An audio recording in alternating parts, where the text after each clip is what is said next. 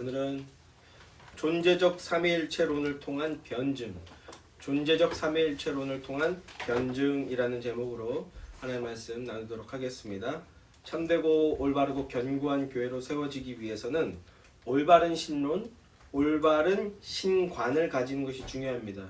기독교의 신론은 계속 주제하듯이 다른 종교들과는 절대적으로 구별되는 지점으로서 오직 기독교에만 있는 유일한 개념 삼위일체라는 신론, 교리를 가지고 있다고 말씀을 드렸죠. 위가 셋인데 존재는 하나이다. 세 위격적 존재가 한 본질을 가지고 있다. 한 존재 안에 세 존재가 있다. 이게 모두 다 같은 말인데요. 또 한 존재가 세 존재로 불리는데 세 존재가 전체적으로 한 존재를 다 가지고 있다. 각각의 위격이 완전히 동일한 본질을 가지고 있다. 이게 다 같은 말인데 삼위일체를 좀 더 깊게 정의하는 말입니다.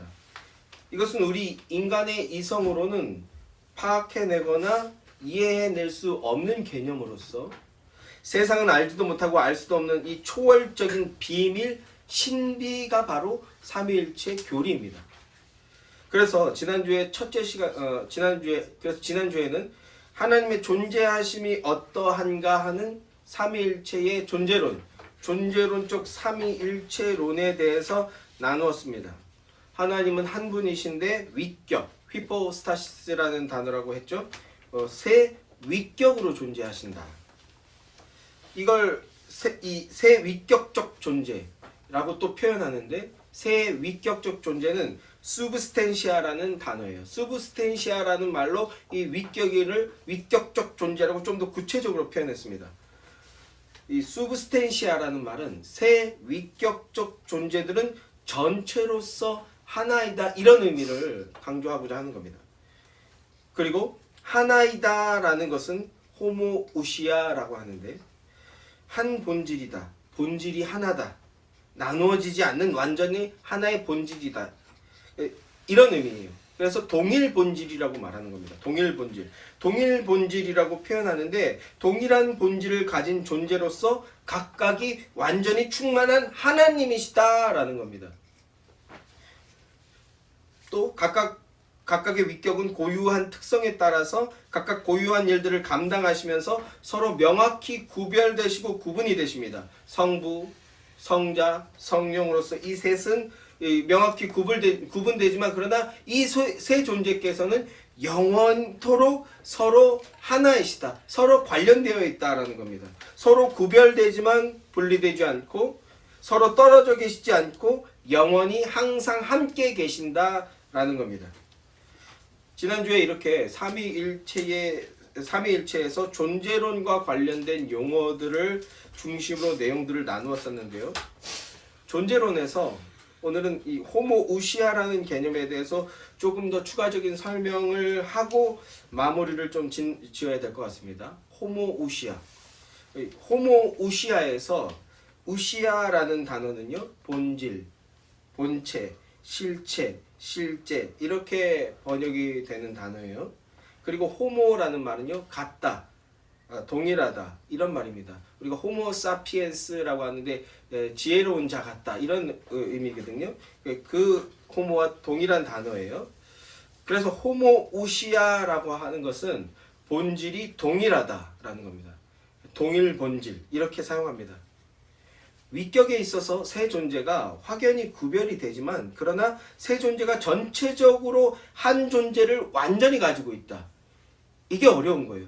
세 존재가 전체적으로 완전히 한 존재를 가지고 있다. 즉 본질이 완전히 동일하다. 이것이 삼위일체 교리의 핵심 개념인데 세 존재가 나누어지지 않는다는 거예요. 그래서 지난주에도 말씀을 드렸듯이 1 더하기 1 더하기 1을 했는데 결론이 1로 떨어진다는 겁니다. 1 더하기 1 더하기 1이 1이라는 겁니다. 그게 호모우시아입니다. 동일 본질. 호모우시아, 동일 본질이란 세 위격적 존재, 삼위 하나님의 그 출발, 기원이 동일하다라는 의미를 또 갖고 있습니다.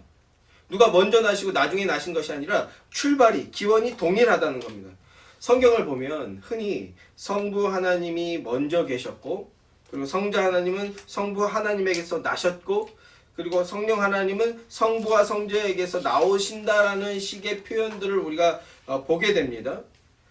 지금 말씀드리는 개념을 좀 잘 붙들고 계셔야 될 필요가 있는데 왜 그러냐면 이 말씀을 드리고 지난주에 말씀을 드렸던 것처럼 잘못된 주장들, 특히 JYP, 박진영의 잘못된 삶의 일체론에 대해서 오늘 다시 한번 좀 정리를 하고자 하는데요. 그리고 또 다른 잘못된 주장들에 대해서 오늘 말씀을 드릴 겁니다. 그 주장들이 무엇이 잘못되었나, 무엇이 틀렸나 이걸 분별하는데 기준이 되는 아주 중요한 개념이기 때문에 그렇습니다.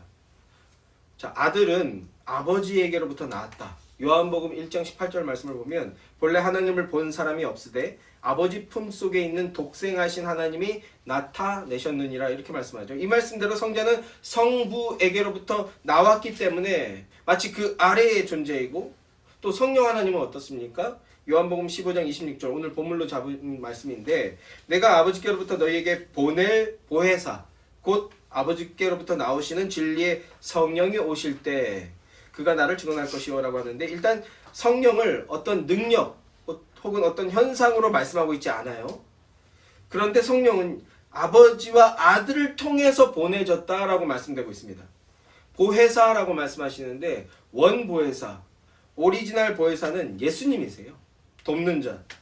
원보혜사가 이제 육신을 가지고 있기 때문에 가진 역할을 다 완수하고 나서 승천하셔야만 하는 겁니다.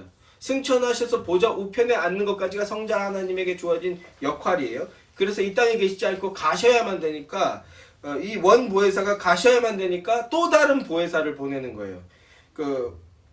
그게 바로 성령 하나님이신 겁니다.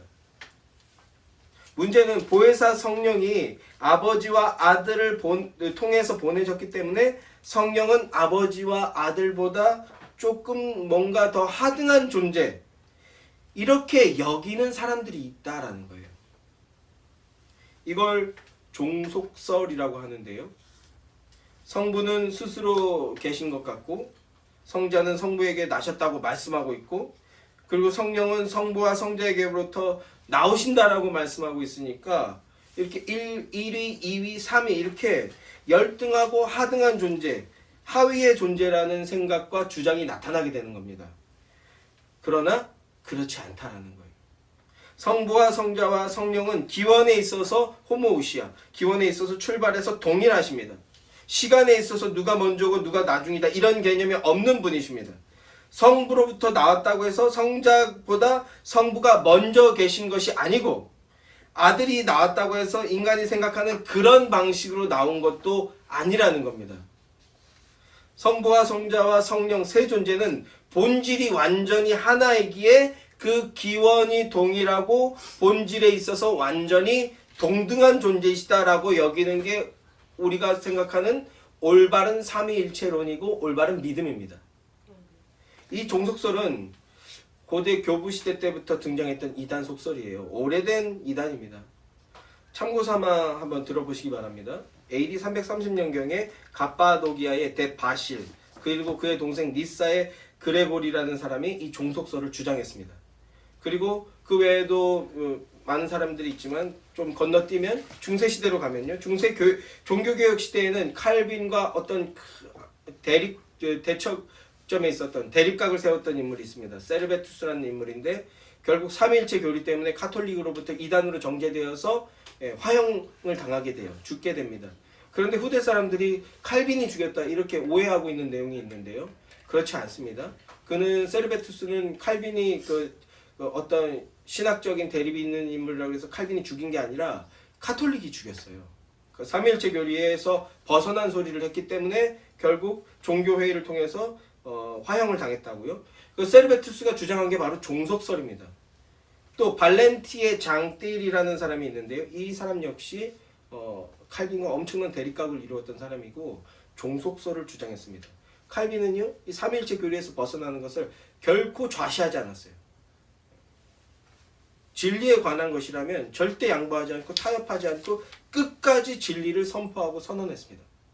자, 어쨌든 삼위일체 교리와 관련하여서 이 종속설은 소위 말하는 족보라고 할 수 있어요. 아주 유서가 깊은 이단 사설입니다.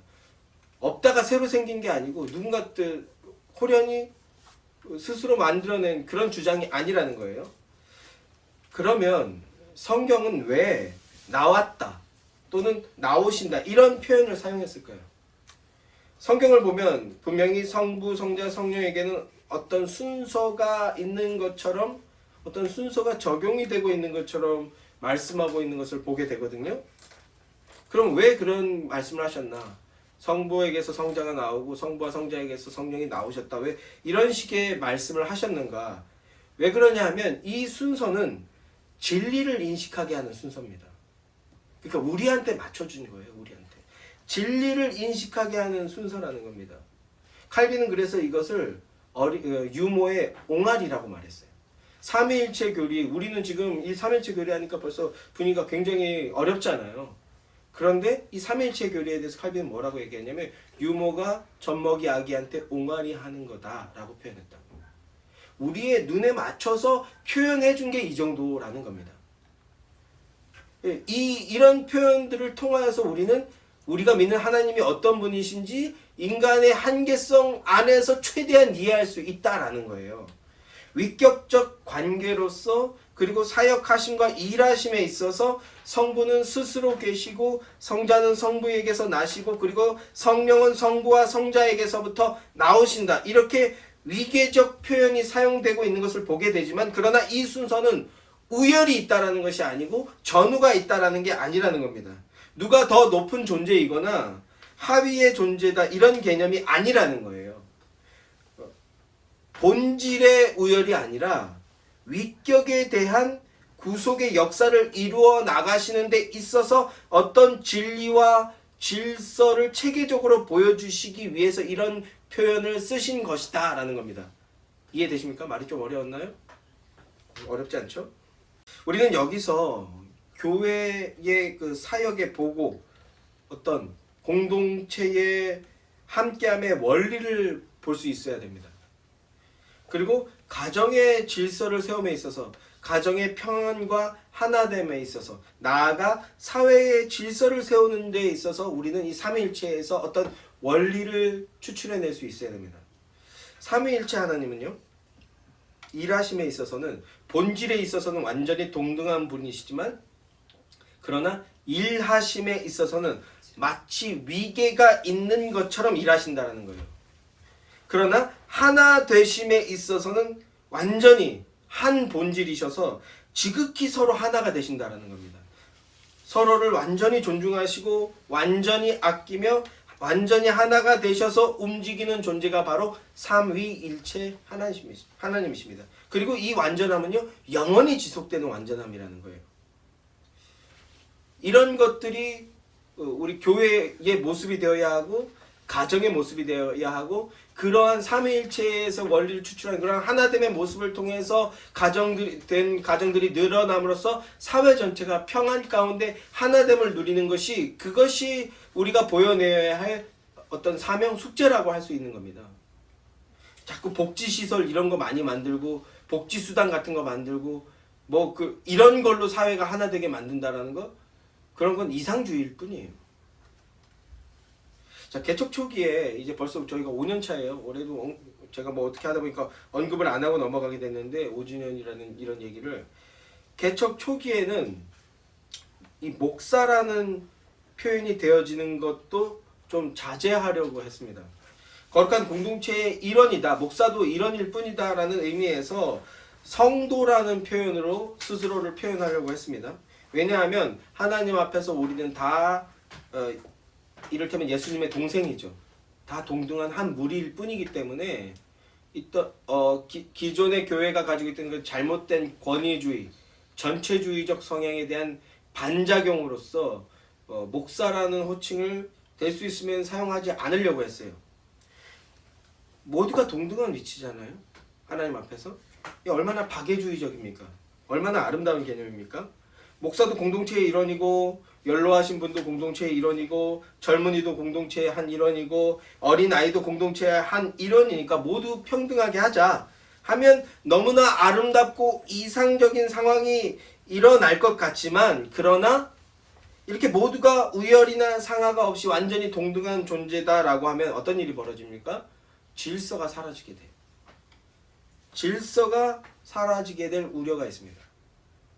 그리고 교회는 모여서 하하호호 하려고 모여 있는 게 아니에요. 단순히 서로 사랑하고 아끼고 좋은 얘기 나누려고 그러기만을 위해서 모인 존재가 아닙니다. 공동체가 아닙니다. 교회는 왜 모입니까? 하나님의 영광을 선포하기 위해서, 하나님의 일을 하기 위해서 하나님으로부터 부름을 받은 조직입니다. 교회는 그러니까 하나님의 일을 해야 된다라는 거예요. 일을 하기 위해서는 질서 있고 능력 있게 일을 하기 위해서는 무엇이 필요합니까? 권위가 필요합니다. 부여되는 권위, 그리고 전문성이 필요합니다. 하나님께서 일하심에 있어서는 권위를 가지고 고유한 특성을 바탕으로 전문성을 극대화하는 모습을 몸소 보여주시는 겁니다. 이게 삼위일체의 경륜이라고 할 수 있는데, 그리고 위격에 대한 관계로서는 성부, 성자, 성령이 되는 겁니다. 그래서 다시 개척 초기에 모두 성도라고 명칭을 했는데, 그런데 그 사역을 하다 보면 결국 목사는 목사라고 말을 해줘야 되잖아요. 목사라는 직책으로 명칭을 하면 모두가 주 앞에서 동등한 존재라는 것을 각인시키려 했던 이 의도가 이상하게 더 꼬이게 되는 거예요.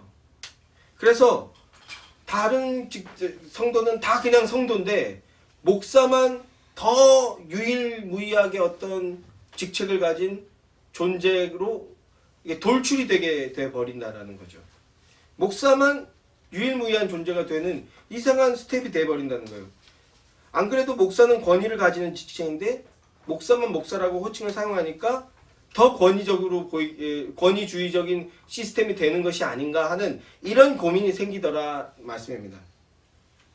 그런데 이 고민에 대한 해답은 결국 하나님께 있다라는 거죠. 삼위일체 교리 안에 그 대답이 있다라는 겁니다. 교회는 특히 저희가 장로교회 아닙니까? 저는 장로교회인 것이 너무나 반갑고 감사한데, 장로교회는 목사, 장로, 집사 이렇게 세 직분을 두고 있습니다. 이것은요 계급이 아니에요. 목사가 더 높고 장로가 2위고 집사는 3위고 그 안에도 못 들인 평민들은 뭐 평민이고, 이런 계급이 아니라는 거예요. 이걸 떨쳐내려고 하는 겁니다. 은사에 따른 직분입니다. 역할일 뿐이에요. 또 당회가 있고 집사회가 있고 그리고 공동의회가 있습니다. 세 개의 구도로 나눠지는 행정 방식을 가지고 있다는 겁니다. 어떤 성도든 직분이 있든 없든 이 세 행정 구도 안에서 자신의 역할을 가질 수가 있어요. 자신의 어떤 권한을 가질 수가 있는 겁니다. 이 세 직분이나 기구가 서로 역할이 다를 뿐이지 동등한 권위와 서로 하나님께서 성부께서 성자에게, 성자께서 성령에게, 성령이 성부에게 리스펙하듯이 교회는 그러한 모습이 되어야 된다라는 겁니다. 그러기 위해서 성도들은요 목사에게 종속되는 존재가 아니라는 거예요. 이걸 인지하고, 그렇지 종속되는 존재가 되지 않기 위해서는 목사는 더 상위의 존재가 되지 않으려고 발버둥 치는데, 그런데 성도들은 어떻게 해요? 자꾸 목사의 권위 안으로만 들어가려고 해요. 의지하려고 합니다. 이게 본성이거든요. 그게 아니라 성도도, 일반 성도도, 다른 직분을 가진 자도 성경을 바르게 알고 하나님과 깊은 사귐을 누리는 자로서 성장되어야 된다라는 거예요. 아멘이십니까? 같이 자라나야 된다는 겁니다. 삼위일체 교리를 통해서 우리는 교회의 본 모습, 균형을 갖추고 질서를 갖추면서 아름답게 하나가 되는 모습, 이거에 대한 이해를 가져야 된다는 겁니다. 삼위 하나님의 존재하심에 있어서 정리를 해보았는데요. 삼위 하나님의 존재하심은 인간의 이성을 초월하는 신비라고요. 삼위일체 교리는 이성적으로 이해가 되는 게 아니고 믿음으로 받아들이고 그리고 세우는 거라는 겁니다. 이 말을 계속해서 반복하게 될 것 같아요. 삼위일체 교리는 신학자들이 만든 가공된 개념이 아니라고 말씀을 드렸죠. 성경 전체가 삼위일체 교리를 보여주고 있고 가르치고 있고 말씀하고 있습니다. 그러니까 마치 화학 공식을 위해서 주기율표를 갖듯이 하나님의 존재하심과 일하심의 집약이라고 할 수 있는 삼위일체 교리를 받아들이고 세우는 것에서부터 우리의 신앙이 온전해질 수 있게 된다는 겁니다. 교회가 온전해질 수 있는 시작이라는 겁니다. 그것이 우리 신앙이 안전해지고 성도의 공동체인 교회가 견고해지는 길인 겁니다. 사랑하는 성도 여러분, 열심히 읽고 듣고 정리하셔서 이 삼위일체 하나님에 대한 이해를 명확하게 가지게 되시기를 바랍니다. 지난주에 이어서 제가 일부러 쉽고 간단하게 설명하려 하기보다는요, 힘들고 어렵게 느껴지지만 그래도 개념어들을 사용해서 개념을 정립할 수 있는 방식으로 지금 말씀을 전하고 있거든요. 힘드시겠지만 여러 번 들으시라고요. 여러 번 들으세요. 삼위일체 교리가 정립되는 만큼 성경이 보이는 것이고 또 하나님의 역사하심이 얼마나 깊고 풍성하고 감동적인 것인 것을 누릴 수 있게 될 것입니다. 자, 이번에는 존재론적 삼위일체에 근거하여서 잘못된 주장들을 한번 전해드려 볼게요. 지난주에 신천지의 주장을 말씀을 드렸는데 결국 아리우스의 주장이었다고 말씀을 드렸죠. 신천지 말고 오늘은 또 잘못된 주장들에 대해서 앞서 말씀드렸듯이 JYP에 대해서도 말씀을 드리고 그걸 변증해 보도록 하겠습니다. 잘못된 주장들이 어떻게 잘못된 것인지 파악하는 것을 통해서 우리 하나님의 존재하심과 그리고 일하심, 경륜에 대해서 좀 더 선명한 이해를 가질 수 있게 될 것이라고 봅니다. 먼저 첫 번째로요. 유튜브를 보면 윤홍식이라는 사람이 있어요. 윤홍식이라는 사람이 당수로 운영하고 있는 홍익학당이라는 채널이 있습니다. 윤홍식 씨의 홍익학당. 이 윤홍식이라는 사람이 어떤 사람이냐 하면 지난 19대 대선 때, 이번이 20대거든요. 이번 말고 지난번입니다. 지난 19대 대선 때 군소정당 후보 중에 양심당이라는 당이 있었어요. 그 양심당이라는 당의 대선 후보로 나왔던 사람이 바로 이 윤홍식이라는 사람입니다. 홍익학당은요, 동양철학, 서양철학, 그리고 여러 가지 그 사상과 또 성경을 가지고 자신의 사상을 세우고 그 사상에 의거하여서 정치를 하려는 집단입니다. 그래서 이름이 양심당이에요. 양심을 회복해야 된다. 제 입장에서는요, 지난 19대 때도 제가 그래서 사석에서는 말을 많이 했는데 제 입장에서는 이런 자가 제일 위험한 인물이에요. 왜 그러냐? 먼저 이번 대선에 허경영이 또 후보로 나왔죠. 저는 이 현실, 이 사실을 통해서 우리나라의 국민의식이 아직도 얼마나 일천한가, 이런 것을 생각하며 정말 개탄을 금할 수가 없습니다. 허경영 같은 더러운 사이비 교주가 이미 그가 파렴치한 사기꾼이라는 게 만천하에 드러났는데도 그럼에도 어쩌다가 한 번, 어쩌다가 한두 번이 아니고 수십 년째 지금 대선 후보로 끊임없이 나온다? 이것은요, 우리 국민들의 보편적인 상식이나 정서가 너무나 후지다는 뜻이에요. 국민들의 보편적인 상식과 의식을 통해서 이런 쓰레기 같은 작자들이 감히 주류로 기어 나올 수 없게 그런 생각을 못하게 만들어져야 되는데, 왜냐하면 기어 나왔다가 사람들한테 지탄을 당하면 아예 그 조금 가지고 있던 것까지 뺏길 수 있으니까 그 존립이 위험하다고 느껴져서 아예 기어 나올 생각을 못하는 그런 건전한 상식이 통용되고 있어야 되는데, 그런데 오히려 그러기보다는 이런 사람의 사탕 발림에 국민들이 함께 춤을 추고 놀아나고 있다라는 겁니다. 그 사람이 하는 일이 재밌다고, 그 사람이 무슨 바보 같은 그 행동하는 게 막 재밌다고 막 같이 재밌어 하면서 1억 원 타령하고 촬영 운행하는데 아이들이 허경영 뽑아야 된다고, 1억 원 받아야 된다고, 저한테도 허경영 뽑을 거냐고 계속. 애들이 그러는 건 이해할 수 있어요, 초등학생들. 근데 20 이상 먹은 청년들도 막 어른들도 그러고 있으니까 정말 개탄을 금할 수가 없는 겁니다. 음지에서 남모르게 등쳐먹는 것을 일일이 찾아가서 박살낼 수야 없겠지만 감히 어디를 기어 나오나. 이 사기꾼아, 국민들이 이렇게 호통을 쳐도 모자를 판인데, 그런데 이번에도 대선에 나와서 이 심상정 후보에 이어서 4위를 했더라고요. 맞죠? 예, 허경영 후보가 4위인 걸로 알고 있습니다. 저는. 불행인지 다행인지 모르겠는데 지지율이 1%는 안 되고 한 0.78% 그렇게 나왔던 것 같은데요. 1%에 가까운 거죠. 근데 국민의 1%가 지지를 보내면 몇 명입니까? 5천만 중에 1%가 그한테 지지를 보냈다. 그럼 몇 명이 그를 지지하는 겁니까? 그 1%가 모두 다 지지를 보내지는 않는다고 하더라도, 실제적 지지를 보내지는 않는다고 하더라도 그 중에서 아주 또 소수만 그를 지지하고 그를 믿고 그를 따르게 된다고 하더라도, 그에게 소가 넘어갔다가 하더라도 그게 몇 명입니까? 전 국민들이 방조해서 그에게 무려 대선 후보라는 타이틀을 줬고요. 순진한 사람들이 이 대선 후보라는 공증을 믿고 그에게 영혼을 팔아 넘기는 겁니다. 그에게 영혼을 팔아 넘길 수 있게끔 국민들이 힘을 보태준 거라고요. 이걸 우리는 부끄럽게 여겨야 됩니다. 수치스럽게 여겨야 됩니다.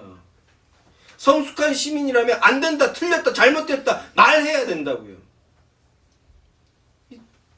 뭐 또 쪼가리 영상 보니까 그 쇼맨십이죠.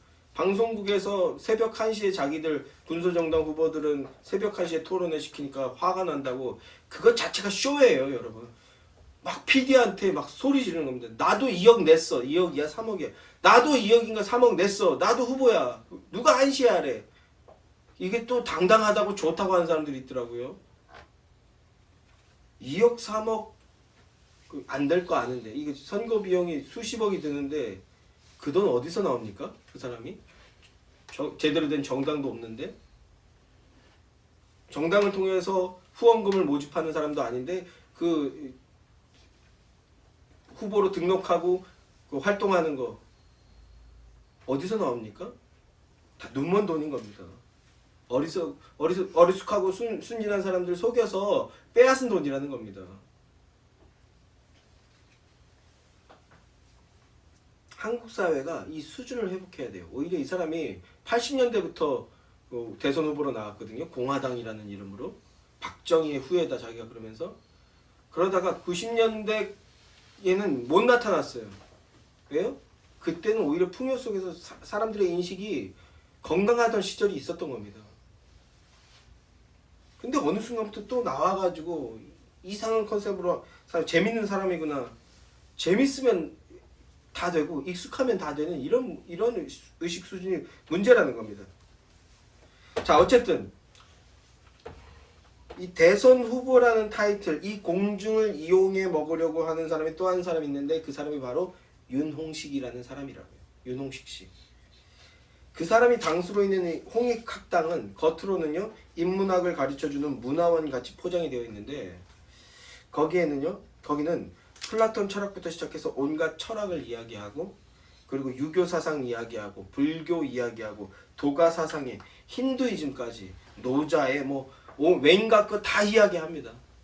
일단 우리가 뭐 노자니 유교니 잘 모르잖아요. 그러니까 무슨 말을 해도 일단 쪼는 거예요. 그리고 거기다가 뭘 가르칩니까? 성경을 가르칩니다. 성경. 완전히 좀 표현이 센데 오늘 또 오랜만에 잡탕밥이에요. 잡탕밥. 섞어찌개. 서양 철학, 동양 철학, 불교, 유교, 힌두교 좋은 거 다 섞어 놓으면 좋은 거 되는 겁니까? 제일 좋은 거 되는 거예요? 이렇게 다 섞어 놓고, 그리고 거기에 마지막에 뭘 끼얹습니까? 기독교를 끼얹는 거예요. 가만히 보면, 볼 수 있는 눈으로 본다면 다 인간 중심으로 섞어버리는 겁니다. 인간 보편 타당한 얘기, 누구나 들어도 수긍하고 납득할 수 있는 그런 얘기들을 그걸로 그냥 포장해 버리는 거예요. 온갖 그 어떤 철학과 종교 사상 다 가지고 와서. 여담입니다만 이런 사상을 가진 자가 정치를 하게 되면 어떤 정치 방식을 가지고 나오겠습니까? 결국은 사회주의로 가는 겁니다. 인간 중심의 유토피아, 지상낙원. 결국은 그리로 가게 돼 있어요. 자, 어쨌든 그 홍익학당의 윤홍식 씨라는 분이 삼위일체에 대해서 이렇게 이야기합니다. 들어보세요. 나는 기독교 삼위일체에 반대한다. 먼저 기독교 삼위일체에 반대할 거면 왜 굳이 삼위일체를 이야기할까요? 안 하면 되지.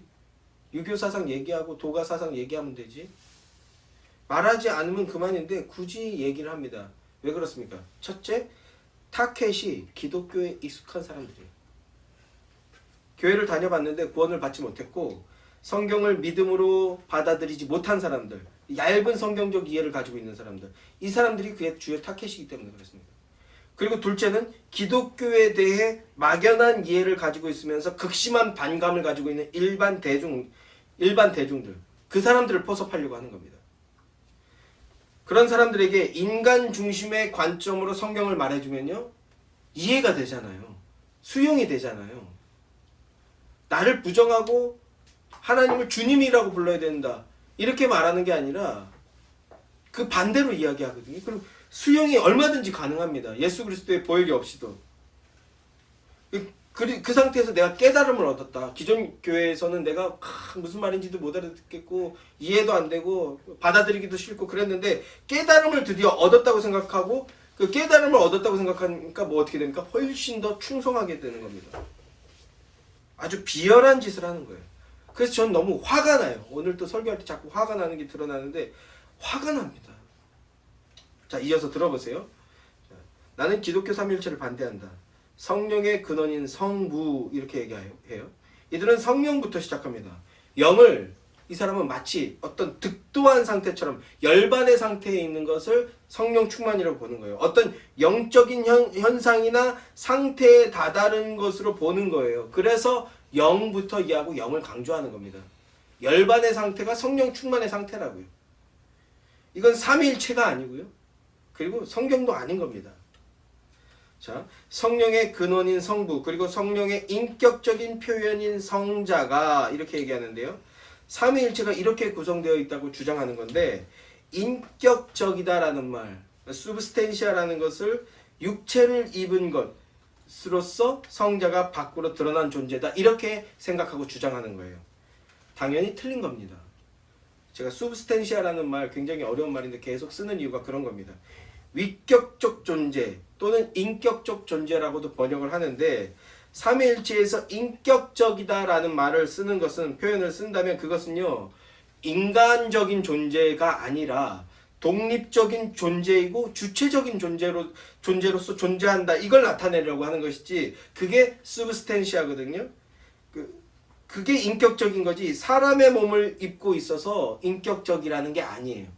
이 말의 의미를 전혀 모르고 있는 겁니다. 이 사람은 substantia라는 말을 한 번도 들어본 적이 없는 거고요. 수용하지 않고 있는 겁니다. 위라는 단어를 왜 사용했는지 그 의미를 전혀 이해하지 못하고 성경도 사실은 모르는 거예요. 성경 가지고 아무 말이나 하는 거지.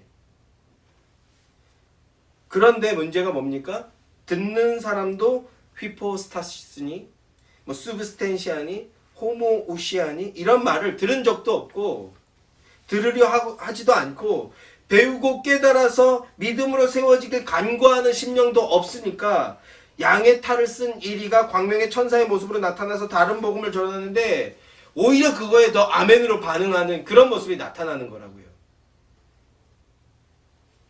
자, 조금 더 들어보세요. 성령은 성부의 영이고 성령의 뿌리가 성부이고 성령이 밖으로 온전히 드러난 존재가 성자입니다.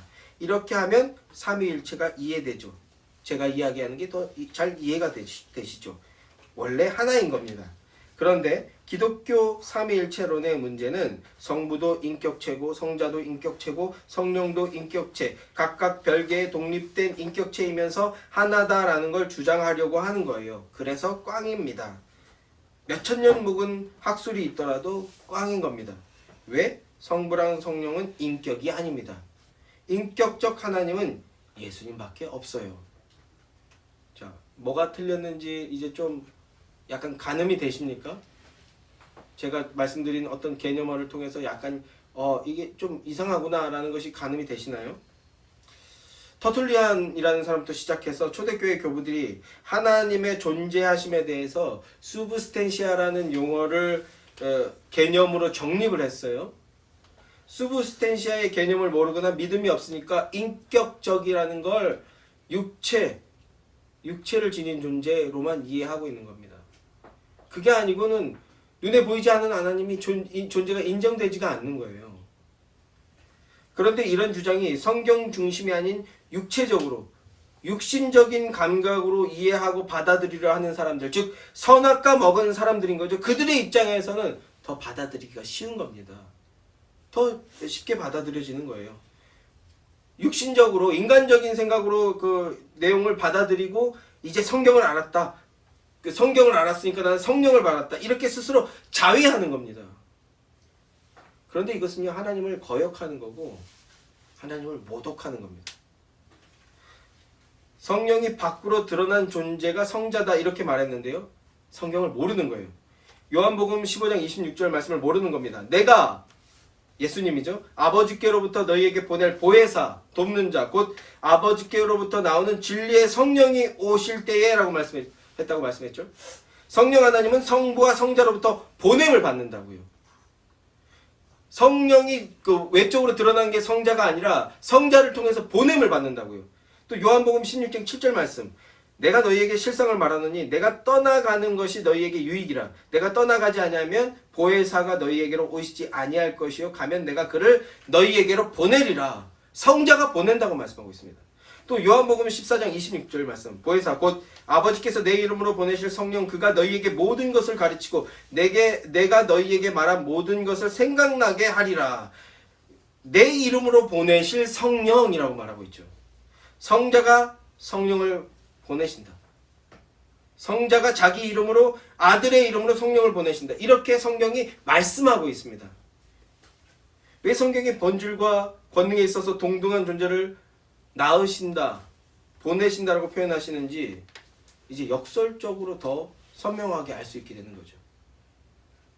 위격적 관계 안에서 분명한 질서에 따라 움직이고 일하시는 동일 본질이시다라는 것. 그러나 이 윤홍식 씨는 성경을 모르는 겁니다. 그리고 종속설에 근거한 삼위일체 개념을 지금 주장하고 있는 거예요. 이단 사이비들이 하나같이 이렇게 하는데, 그런데 자신은요, 기존의 어떤 신학자들은 만들어낸 개념이라는 걸 교묘하게 주장하는 건데, 기존의 신학자들의 영향을 받지 않고 자기가 스스로 해석해서 성경을 해석해서 전하는 거다, 이렇게 주장합니다. 자신이 어떤 득도의 상태에 이르렀다, 즉 성령 충만한 상태가 되어서 나는 스스로 성경을 해석하고 가르쳐주는 거다, 이렇게 주장하는 겁니다. 그러나 실상은요, 아주 유서 깊은 오래된 이단들의 주장을 고스란히 따라서 말하고 있는 것 뿐이에요. 없는 말을 하는 게 아니라는 겁니다. 그리고 마지막으로 이렇게 주장합니다. 그리고 우리도 예수님의 형제요 인격적인 존재이기 때문에 우리도 인격적인 하나님이다. 이거 제가 일부러 따라하는 거예요. 구약의 시편인가요? 인간을 신들이라고 부르는 그 구절을 이용해서 유대인들에게 설교도 하시고 한 거예요. 인용 출처가 벌써 불명확해요. 그런 거 말할 때는 대충 말을 흘려넘기고, 그러면서 뭐라고 주장합니까? 우리도 신이라는 거예요. 우리가 바로 또 다른 예수다. 혹시 이게 어떤 주장인지 혹시 기억나시겠습니까? 아리우스 영지주의의 주장이라고요. 결국은 종속설이고 결국은 아리우스 영지주의입니다. 오래된 이단의 내용들을 고스란히 따르는 이단의 후예일 뿐인 겁니다. 그러면서 자기는 무슨 독특한 성경의 해석을, 자기만이 올바른 성경의 해석을 가지고 있다, 기존의 목사들은 그저 그냥 신학자들 따라하는 거다, 이렇게 반목하고 갈라치기 시키는 것 뿐이에요. 이런 사람들이 아무리 대단한 주장을 하고 있는 것 같아도, 못 들어본 얘기를 하니까 대단한 주장을 하고 있는 것 같아도, 그래도 우리가 성경과 교리를 바르게 알고 제대로 알고 깊게 알고만 있다면 전혀 문제가 안 되는 거예요, 사실은. 그래서 우리가 제대로 알고 바르게 알고 깊게 알아야 될 이유가 바로 여기에 있는 겁니다. 이런 저속한 이단들, 마귀의 앞잡이들에게 우리 영생을 빼앗겨서는 안 되기 때문이에요. 교회를 무너뜨리고 하나님의 영광을 가리우려는 저 마귀의 앞잡이들을 우리는 물리쳐야 하기 때문에 우리는 어렵더라도 바르게 알아야 되는 겁니다. 이번 설교를 통해서 삼위일체 교리와 우리가 믿는 하나님이 어떤 분이신지 더 명확한 이해를 가지시게 되기를 소망합니다. 그럼으로써 성경을 더 넓고 풍성하게 보게 되고 이해하게 되는 영적 풍성함, 깊은 경건의 유익을 얻는 여러분들이 되시길 주님의 이름으로 축원합니다. 자, 마지막 하나만 더 살펴볼 텐데요. 이건 좀 짧게 하겠습니다. 지난주에도 제가 말씀을 드렸고 서두에도 말씀드렸듯이 JYP 박진영 씨에 대한 이야기인데요. 박진영 씨가 요새 성경 강해로 유명세를 떨치고 있다고요. 연예 기획사는 좀 열심히 하시지 굳이 또 성경까지 이렇게 가르치시는 분이 되셨어요. 자, 먼저는 그 박진영 씨의 아내분이 구원파 유병원의 조카라는 것은 이미 다 주지의 사실이죠. 그러나 그가 구원파냐라고 했을 때 이거는 공식적으로 명확하진 않은 것 같아요. 그가 박진영 씨가 초창기에 이제 성경을 듣게 됐을 때는 약간 구원파식의 성경 해석을 언급하긴 했었거든요. 근데 워낙 그 구원파 이단이다라는 공격을 많이 받고 특히 어떤 사건이 있었습니까? 세월호가 이 유병원 거였잖아요. 세월호 사건이 터지면서 세월호와 연결이 되면서 그 구원파라고 언급되는 게 그 자기 회사에 타격이 있는 거예요. 그래서 이 부분에 대해서 철저하게 좀 대비가 되지 않았나 싶습니다. 이건 뭐 저의 개인적인 생각이에요. 그래서 구원파와의 그 약간 거리를 두는 그런 스탠스를 가지고 있지 않나라고 저는 생각하고 있습니다. 일단 위험한 것이요. 그가 이야기하는 성경의 출처가 어디냐, 성경 해석의 출처가 어디냐, 그가 공부한 성경 공부의 출처가 어디냐 명확하지 않다라는 거예요. 지성인이란 어떤 주장이나 어떤 주장의 출처와 근거를 명확히 드러내거나 파악하는 것이 기본입니다. 어떤 주장했을 때 그 주장이 어디서 나왔나? 우리의 주장 근데 제일 위험한 게 우리의 주장은 성경이다. 예, 이런 말 하는 게 참 위험해요. 맞는 말이면서도 동시에 굉장히 위험한 말인데, 자, 어쨌든 그 출처나 시작이 어딘지 파악이 안 되고 매우 불명확합니다. 그리고 시중에 있는 그의 강연들은 일단 구원파식의 주장과는 약간은 거리가 있어요. 사실상 구원파로 보이지는 않습니다. 그럼에도 그분의 영상들을 보면 굉장히 많다라고 말씀을 드렸죠. 사이트에 들어갔더니 처음에는 4일 동안 진행한 간증해가지고 간증하나 보다 했더니 그 신학 성경 공부 신학 얘기를 4일 동안 하더라고요. 그래서 야, 이게 뭐냐라고 봤더니 아예 사이트 전체에 한 수십 개 수백 개의 그 강연을 이미 했더라고요. 그런 말씀을 지난주에도 드렸는데, 그런데 그의 영상을 보면 신학의 범주에서 정통 신학의 범주에서 약간 벗어나 있는 것 같아요. 이게 약간 벗어난 것 같아요. 긴 것 같으면서도 아닌 이런 게 제일 아주 그냥 회색 지점.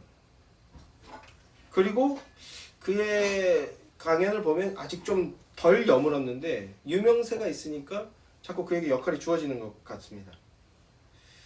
똑똑한 사람인 건 맞지만 항상 자신의 전문 분야가 아니라면 한계가 있다라는 것을 인정해야 되는데, 그리고 더 높은 단계로 올라갈수록 신중을 기하는 모습이 있어야 되는데, 이게 영적인 문제로 빠져들면요 그 무게를 견디지 못하는 것을 보게 돼요. 거기에 완전히 빠져들게 되는 모습들을 너무 많이 보게 됩니다. 그래서 너무 많이 빠져들지 않게 하려고 하는 경향도 있는데, 박진영 씨도 좀 그런 케이스가 아닌가 개인적으로 생각을 해봅니다.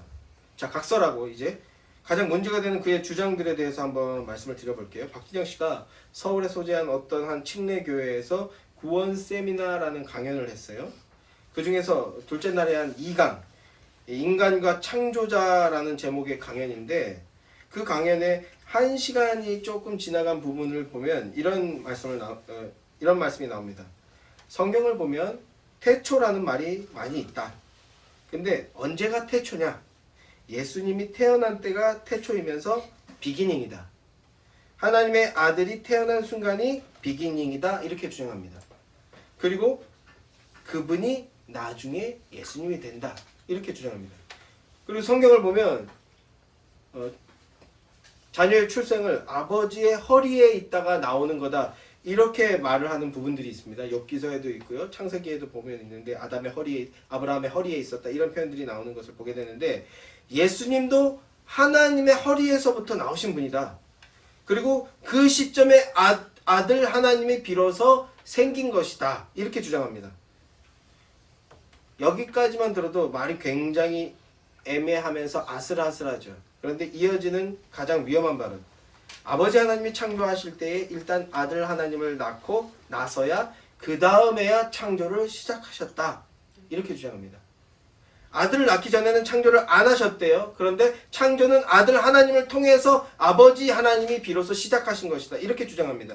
이것이 박진영 씨가 그 강연에서 2시간짜리 강연에서 주장한 내용을 한 10분 정도 이 얘기를 하는데 압축한 내용이에요. 여러분 어떻게 들으셨습니까?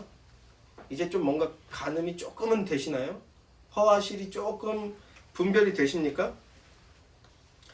아버지 하나님이 창조하실 때 먼저 아들을 낳고 창조를 시작하셨다라는 주장은 여러분 아리우스의 주장입니다. 결국 삼위일체론을 깨는 거는요 아리우스예요. 모두 다 삼위일체 교리 정통신학이라고 하는 그 범죄에서 벗어난 거 보면 독창적으로 새롭게 뭐가 난 게 아니라 결국은 다 아리우스예요. 영지주의입니다. 아리우스의 주장은 모든 창조 이전에 아버지 하나님에 의해서 아들 성자가 창조되었다라는 거예요. 고로 뭡니까? 성자는 피조물이라는 거예요. 피조물이고 성부에게 종속된 존재라는 겁니다. 박진영 씨는 역시 오래된 이단의 족보를 그대로 따르고 있는 거예요. 그리고 그의 이런 주장의 근거는 골로새서 1장 15절 16절 말씀인데요. 제가 읽어드려 볼게요. 그는 보이지 아니하는 하나님의 형상이시요 모든 피조물보다 먼저 나신 이시니 만물이 그에게서 창조되되 하늘과 땅에서 보이는 것들과 보이지 않는 것들과 혹은 왕권들이나 주권들이나 통치자들이나 권세들이나 만물이 다 그로 말미암고 그를 위하여 창조되었고 라는 이 구절을 가지고 이제 말을 만드는 건데 이 구절들의 단어들을 그 문맥과 골로새서 전체의 문맥과 전체 성경의 맥락에서 따라서 해석하는 게 아니라 이런 맥락과 상관없이 문자 그대로 가지고 와서 해석을 해버린 게 문제라는 겁니다. 먼저 그는 보이지 아니하는 하나님의 형상이요라고 하는데 그는 예수님이시죠. 하나님의 형상이다라는 것은요 헬라어로 에이콘이라는 단어인데 뭔가를 대표하는 것, 나타내는 것, 상징하는 것이라는 뜻입니다. 이 구절을 창세기 1장 26절을 보면 사람이 하나님의 형상으로 창조되었다라는 구절과 연결을 시켜버리는 거예요. 맥락과 상관없이 자기적으로 연결을 시켜버리는 겁니다. 그래서 예수님은 하나님의 형상이다. 창세기 1장 26절 말씀처럼 결국 예수님은 사람이라는 것이고요. 사람이라는 겁니다. 그리고 그 사람을 창조하는 것부터 창조가 시작되었다. 또 창세기 문맥을 또 벗어나는 말을 하게 되는 건데 3단 논법의 오류에 빠져서 자기적인 이야기, 자의적인 해석을 내놓게 되는 겁니다. 만물이 그에게서 창조되었다. 피조물로서 제일 먼저 창조되었다. 이렇게 아전인수격의 해석을 하게 되는 것인데 그러나 이 구절은요 골로새서 1장 15절 16절의 말씀은 먼저 나신 이시다. 만물이 그에게서 창조되었다. 그로 말미암아 그를 위하여 창조되었다. 이 말씀은요 모두 다 예수님으로 말미암아 창조되었고 예수님이 제일 먼저 창조되었다 이런 뜻이 아니라 모두 다 예수님을 위해서 창조되었고 예수님으로 말미암아 창조되었고 예수님 안에서 창조되었다라는 어떤 의미를 가지고 있는 그런 말씀인 거예요. 이제 다다음 주에 하나님의 사역, 예정하심에 대해서 나눌 것인데 예정이라는 것을 에베소서 1장을 보면 예정의 목적에 대해서 그리스도 안에서 이루어지게 하는 것이다 라는 말씀을 합니다. 그러니까 예수님이 죽으시고 부활하셨죠. 우리 죄인들을 대신해서 죽으시고 부활하셨습니다. 이제 그 예수 그리스도 안에 있는 자들은 다 구원과 영생을 얻게 된다. 이 얘기를 하고 있는 거예요. 그게 예수님으로 말미암아입니다. 예수님 안에서입니다. 그런 문맥을 버리고 예수님이 하나님의 허리에서 나온 창조물이고 피조물이고 문맥을 뛰어넘어서 다른 구절에서 허리에 있었다라는 걸 가지고 와서 하나님으로부터 뭐 출산이 된 그런 존재다라는 식의 해석은 성경을 파괴하고 있는 거예요. 자, 그런데 문제는 이를 듣는 자들에게 있다라는 겁니다. 지난주에 이제 낯선 하나님과 익숙함에 대해서 말씀을 드렸죠. 죄악된 본성은요 익숙한 것을 옳은 것이라고 여겨요. 그리고 이 익숙함에서 벗어나는 것을 굉장히 싫어합니다. 익숙함에서 벗어나라고 말하는 것을 마치 전쟁으로 여기는 게 인간의 본성입니다. 유명한 사람, 익숙한 사람, 그래? 그럼 좋은 사람이지. 문제 없어. 이런 식으로 또 논법의 오류에 빠진다고요. 그리고 유명한 사람이 하는 이야기, 혹은 유명한 이야기, 혹은 익숙한 이야기, 내가 많이 들어본 이야기, 그렇다면 그건 맞는 거지, 옳은 거지. 이런 식의 사고의 틀에 갇혀버려 있다라는 겁니다. 진리에 대해서 듣고 소유하는 자마저도 내가 아는 게 맞는 거야 라는 식의 생각을 갖고 있다는 거예요. 박진영 씨가 그 채널에서 강연을 하고 나서요, 그 채널에 이제 다른 영상들도 올라올 거 아닙니까? 처음에는 제가 좀 초기에 아주 초기는 아니겠지만 초기의 영상들을 본 것 같아요. 처음에는요, 그 다른 영상들은 뭐 한 100몇 회, 이렇게 몇백 회 정도 조회수가 얼마 안 나왔어요. 그런데 박진영 씨의 그 강연이 알고리즘을 통해서 많이 널리 퍼져버리고, 사람들이 이 박진영 씨가 유명한 사람이 귀에 들음직한 얘기를 해주니까 옳은 얘기라고 여기고, 이제 그 채널이 유명해지게 된 겁니다. 그래서 덩달아 다른 영상들도 조회수가 이제 최소 몇 천에서 몇만 이렇게 조회수가 올라가더라고요. 여기가 옳은 해석인 것 같다. 기존의 교회는 다른 이야기를 하던데 이제야 비로소 내가 깨달은 것 같다. 이런 댓글들이 줄줄 이제 달리더라고요. 그런데 그 영상의 내용이 세대주의입니다. 세대주의 이단, 잘못된 종말론. 그런 영상에 유명한 사람이 말하는 그 영상이고 유명한 사람이 소속된 채널이니까 맞을 거야 라고 생각하면서 무조건 지금 옳다라고 생각하는 그런 악순환이 반복되고 있다라는 겁니다. 결국 인간 중심의 사고인 거예요. 윤홍식 씨든 박진영 씨든 그들의 주장의 핵심은 나 중심의 사고 안에서 생각하게 만드는 겁니다. 예수님 중심이 아니라 나 중심의 사고, 이게 바로 선악과거든요. 사람들은 자기 취향의 종교를 원하지 하나님의 뜻이 이루어지는 걸 원하지 않습니다. 그 하나님의 뜻이 무엇인지 알고 싶어 하지 않아요. 사람들은요. 내가 익숙한 종교, 그게 지속되는 걸 원할 뿐이에요. 마귀는 그 지점을 아주 효과적으로 공격하는 겁니다. 하나님 중심의 사고가 아닌 인간 중심의 사고, 나 중심의 사고에 빠져서 어떻게 되는 겁니까? 하나님으로부터 멀어지고 하나님으로부터 끊어지게 만드는 거. 이게 그들의 목적인 거예요. 마귀의 목적인 겁니다. 진정한 그리스도인은요, 예수님 중심의 사고를 하고 성경 중심의 사고와 판단을 하는 자들인 겁니다. 이게 삼위일체의 경륜인데, 인간적인 판단, 인간 이성의 판단을 하는 것이 아니라 나의 판단과 사고를 하나님 아래 묶어두려고 하는 자, 그가 바로 그리스도인입니다. 예수님께 붙어있고 예수님만 의지하는 그가 그리스도인인 겁니다. 이 시간 사랑하는 성도 여러분이 예수님께만 붙어있고 예수님만 의지하는 복된 그리스도인들이 되시기를 주님의 이름으로 축원합니다. 말씀을 맺겠습니다. 오늘 어려운 내용을 되게 장시간 얘기하게 되었는데, 삼위일체 교리는 이해하는 게 아니다라는 말씀을 계속 드렸죠. 삼위일체 교리는요, 인간의 이성을 훨씬 초월해버린 내용입니다. 내 상식이나 내 기대, 이런 걸 완전히 초월해버린 내용이라고요. 그러니까 내가 믿고 싶은 것들 초월해버리는 게, 초월해버리시는 분이 하나님이시다라는 겁니다. 그래서 삼위일체 교리를요, 인간 이성으로 이해하려고 하면은 반드시 잘못된 길로 빠지게 됩니다. 삼위일체는 믿음으로 받아들이는 것이고, 그리고 세우는 겁니다. 오늘은 그 삼위일체 교리를 근거로 하여서 변증을 나누어 보았는데요, 올바른 삼위일체 교리와 함께 여전히 반복되고 있는 잘못된 주장들, 거짓된 주장들을 파악해 보았습니다. 이 두 작업을 통해서 삼위일체 교리를 견고하게 세우고 하나님에 대한 견고한 이해를 가지시는 여러분들이 되시기를 주님의 이름으로 축원합니다. 견고한 교회가 되어서 하나님의 진리를 선포하게 되는 여러분들이 되시기를 존귀하신 우리 구주 예수 그리스도의 이름으로 축원합니다. 기도합시다.